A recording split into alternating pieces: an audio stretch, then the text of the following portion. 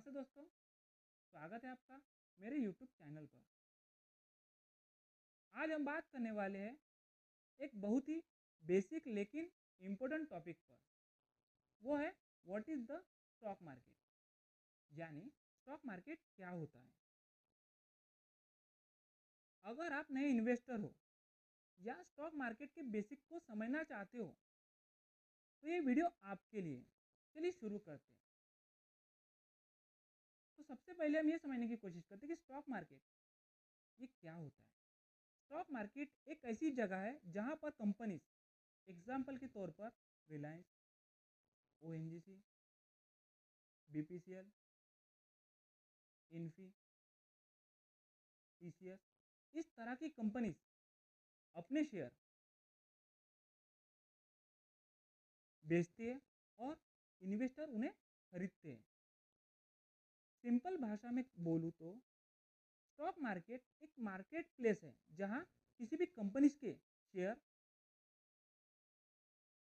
जो शेयर्स होते हैं ना, उनकी बाइंग और सेलिंग होती है। जैसे सब्जी मंडी में सब्जी बेची जाती है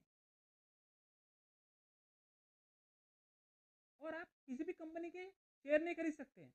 जो भी स्टॉक एक्सचेंज पर लिस्टेड कंपनी है उन्हीं कंपनी के आप शेयर खरीद सकते हो। तो जब आप किसी भी कंपनी के एक शेयर खरीदना चाहते हो तो आप डायरेक्ट कंपनी के पास से शेयर नहीं खरीद सकते हो। आप ब्रोकर के थ्रू जो भी स्टॉक एक्सचेंज पर लिस्टेड कंपनी है उन्हीं कंपनी के शेयर खरीद सकते हो। अब हम समझने की कोशिश करते हैं स्टॉक या शेयर क्या होता है।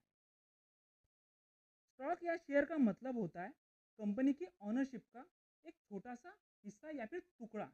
यानी जब आप किसी भी कंपनी के एक शेयर खरीदते हो या फिर 100 शेयर खरीदते हो तो आप उस कंपनी की ऑनरशिप खरीद रहे होते हो और आप उस कंपनी के मालिक बन रहे होते हो। आप कितने भी शेयर खरीद सकते हो, वो आपके ऊपर डिपेंड है, आपकी इन्वेस्टमेंट अमाउंट पर डिपेंड है कि कितने शेयर आ रहे हैं। तो जब आप किसी भी कंपनी के शेयर खरीदते हो यानी आप इन्वेस्टमेंट कर रहे हो, तो एक बात आपको ध्यान रखनी चाहिए। जब कंपनी को प्रॉफिट होता है तो कंपनी ग्रो हो रही होती है, तो कंपनी का शेयर का प्राइस बढ़ेगा तो आपको भी प्रॉफिट होगा। लेकिन अगर कंपनी को लॉस हो रहा है तो क्या होगा? जब कंपनी को लॉस हो रहा है तो कंपनी का जो शेयर का प्राइस है वो भी नीचे गिरेगा। उसी तरह आपको भी लॉस दिखाई देगा। पहले तो सबसे पहले हमने देखा कि स्टॉक मार्केट क्या होता है, उसके बाद देखा कि स्टॉक या शेयर क्या होता है। अब हम ये समझने की कोशिश करते हैं कि how does the stock market work, यानी स्टॉक मार्केट किस तरह से काम करता है। तो इंडिया में मेजरली दो स्टॉक एक्सचेंज है, इसके बगैर हम ट्रेडिंग नहीं कर सकते हैं। तो फर्स्ट है NSE, दूसरा है BSE। तो NSE का फुल फॉर्म होता है नेशनल स्टॉक एक्सचेंज, दूसरा होता है BSE का फुल फॉर्म होता है बॉम्बे स्टॉक एक्सचेंज। NSE पर 2000 से ज़्यादा कंपनियां लिस्टेड है और BSE पे 5000 से ज़्यादा कंपनियां लिस्टेड है। तो सारी कंपनियों का हम एनालिसिस नहीं कर सकते हैं।